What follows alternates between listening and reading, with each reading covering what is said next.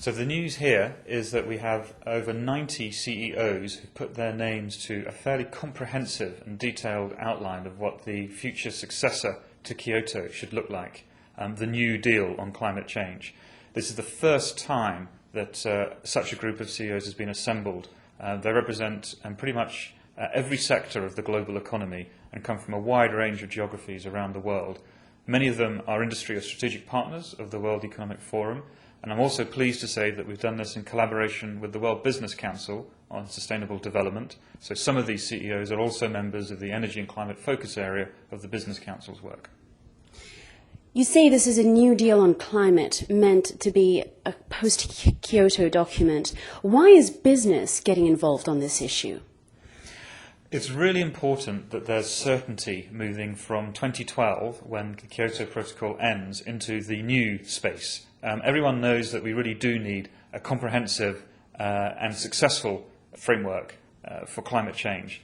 The business community really do need clear regulatory guidance. They do need long-term certainty, and they need a comprehensive agreement such that every country in the world is part of it to make investments happen and to make their activities easier and more appropriate.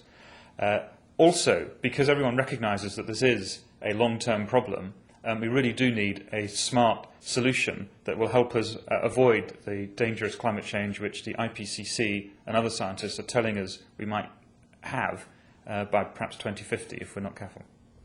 And what impact do you think this document and these CEOs coming together will actually have on the G8 discussions in Japan? The fact that there is an international group of CEOs who've put their names to a fairly comprehensive design for what could succeed Kyoto is very important in itself. The nationalities and geographies of the companies who've engaged in this process come from not just Europe and the US, but also India and China and Mexico and Brazil and South Africa and Malaysia, many parts of the world. This is a significant change in the global uptake of desire to create ideas about what the future to Kyoto should look like from the business community. We represent a collection of CEOs from around the world, and this really is a global problem that increasingly the global business community sees that they can offer leadership and ideas, and more importantly, practical and pragmatic advice to governments on how to come up with the design of the new framework.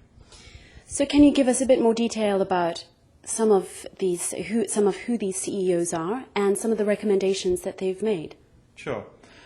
We have a steer board who've led the process over the past 16 months, and these include companies such as Petrobras from Brazil, Eskom from South Africa, Shell from the UK and Netherlands, Duke Energy from the US, Deutsche Bank from Germany.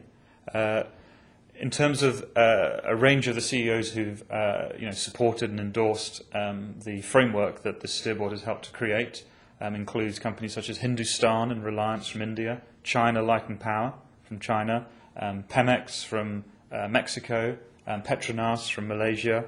So a wide range of companies, as well as many leading brands from Europe and the US. Some of the main highlights, if you like, from the document that they've put together include a reaffirmation that really a 50% reduction in global greenhouse gas emissions by 2050 should be a clear aspiration for this new framework. That supports the outcomes of last year's G8 summit in Germany, and is really suggesting that the G8 leaders should show leadership and really start to drive home some of these long-term targets in the international policy space. As well as that, there's very pragmatic ideas for many different parts of the design process for the new framework. For example, to create an effective and practical and cost-effective short-term target, there's a suggestion that the international business community can work with government to identify where those most cost-effective abatement potentials lie, how they might all add up to an appropriate short-run target, and how public-private partnerships in particular can be struck to start implementing them. Similarly, on a range of issues related to technology, licensing, related to financing, related to the development of common metrics to measure before one can manage the problem, related to a range of issues of this nature. There are a suite of very practical public-private initiatives which are set out to engage the business community and their competencies in helping to drive forward a very practical framework. Overall, I think the most significant element of this document is that it starts to marry, if you like, a bottom-up approach from business and the practical challenges that they can see to meet a much more carbon-constrained world with some of the top-down or global aspirations which governments have. And in the bringing together of these two pieces, this is a significant evolution from perhaps where the Kyoto Protocol was, and can provide us with a very practical sense of hope that one can start to move towards the lower carbon economy that everyone aspires to.